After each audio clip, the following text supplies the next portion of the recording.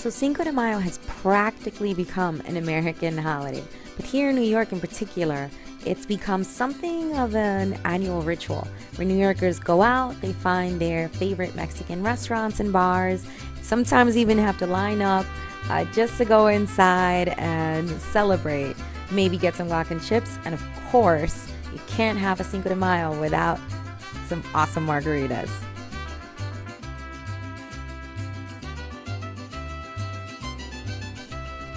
So while New Yorkers were busy out celebrating Cinco de Mayo, I wanted to see what Mexican New Yorkers were doing to celebrate. But before I start my Cinco de Mayo celebrations, I wanted to ask two local Mexican Americans what Cinco de Mayo was all about for them. Hi, so Sandra Revueltas and Tayo Hernandez.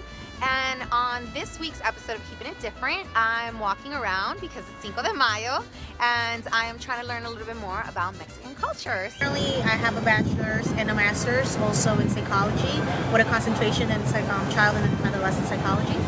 Part of Mexico I'm from Morelos, and we don't celebrate that. No. Something that only people from Puebla should be, making that day, Cinco de Mayo, extra special for them. So it's something about some battles, which, I can't even tell you what the battle was really about. Okay, so you didn't grow up celebrating Cinco de Mayo? No, I found out more about Cinco de Mayo coming to the U.S. So I was raised in Mexico as a child, and I don't remember Cinco de Mayo being extra or like parties and drinking and, everybody making a big deal out of it. So my name is Lisa Reese. I have a Master's of Arts in Teaching, and I currently work, I recently began a position as an Assistant Director of a Learning Center. Yes and no. Well, for one, it's just something I've never celebrated. The origins of Cinco de Mayo are from Puebla, which is a state in Mexico, and my family is not from that state. So actually within Mexico itself, Cinco de Mayo isn't a national holiday. Interesting. So do you know what it actually is? Yeah, I know just a little bit of it. And, so Napoleon tried to invade Mexico, and there was this one, the Battle of Puebla, La Batalla de Puebla, in which actually Mexico defeated the French. So being able to have that, that victory was a really big deal. Although Mexico... Okay, so while these two young Mexican ladies didn't grow up celebrating Cinco de Mayo, I'm still on a mission to find Mexican celebrations.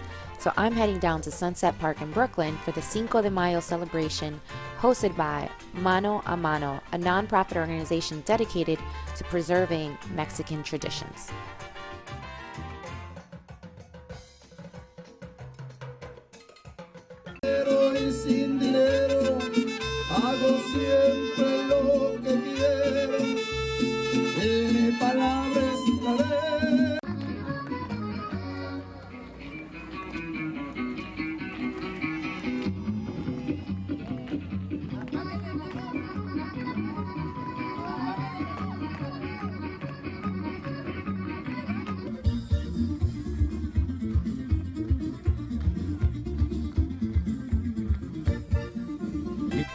So I finally found a Mexican celebration of Cinco de Mayo in Sunset Park in Brooklyn, and I even got to speak with the event organizer, Claudia.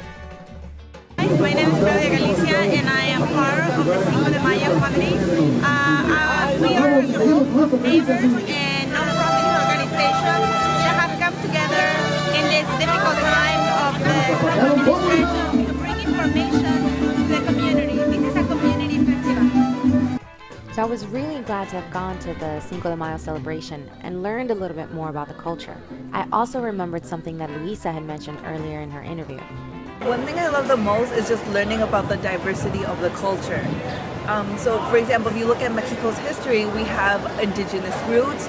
We were colonized by the Spanish, we were invaded by the French. There was multiple wars with the United States. The U.S. border actually crossed Mexico. And so there's reasons as to why, the food is the way it is, the music is the way it is, the clothing, the infrastructure is. So wherever you go in Mexico, there's so much history as to why it looks the way it is. And so just knowing about how diverse our culture really is something for me that's really beautiful.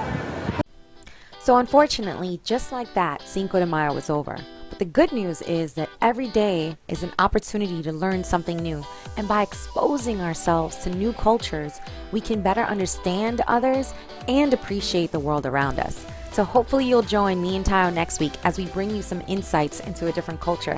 And in the meantime, we'll hope that you'll continue to use your difference to make a difference.